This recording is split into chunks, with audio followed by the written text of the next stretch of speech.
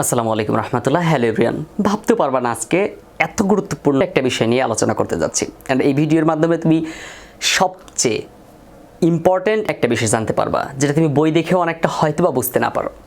ওকে, তো দেখো, আমরা যখন রেজাল্ট খুঁজে বের করি নেট থেকে, তখন কিন্তু আমরা যেখানে আমরা আমাদের রোল এবং রেজিস্ট্রেশন নাম্বার সাবমিট করি, অ্যাড একটা যোগ আসে, 2, 4, 6, 8 যোগ করে বসাতে হয় পাশে।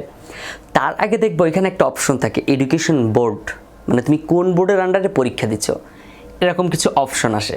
অর্থাৎ আমাদের যে 8টা বোর্ড আছে, এই বোর্ডের অপশনগুলো চলে আসে। অ্যান্ড এছাড়া আরও আসে তুমি কি পরীক্ষা দিচ্ছ, সেখানেও কিন্তু অনেকগুলো অপশন আসে।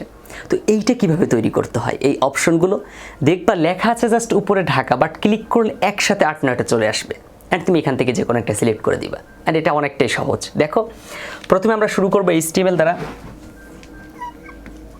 HTML। তারপর আমরা বডি সেকশনের কাজ করছি, সো বডি লিখব। ওকে, তারপর আমাদেরকে এই যে শিরোনাম লেখাটা লিখতে হবে, এডুকেশন বোর্ড।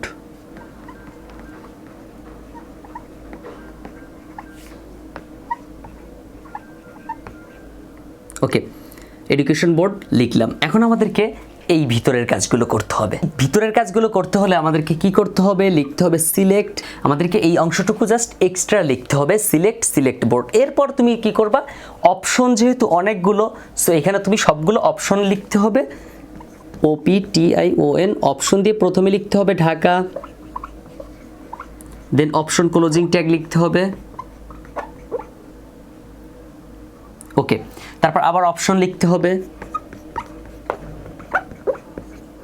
এবার লিখতে হবে চিটাগং,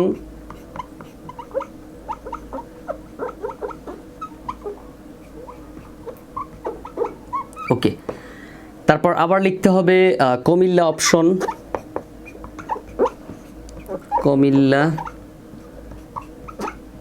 দেন অপশন, ওকে। তারপর বরিশাল,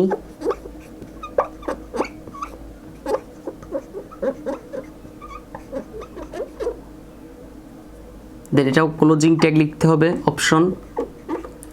তারপর রাজশাহী,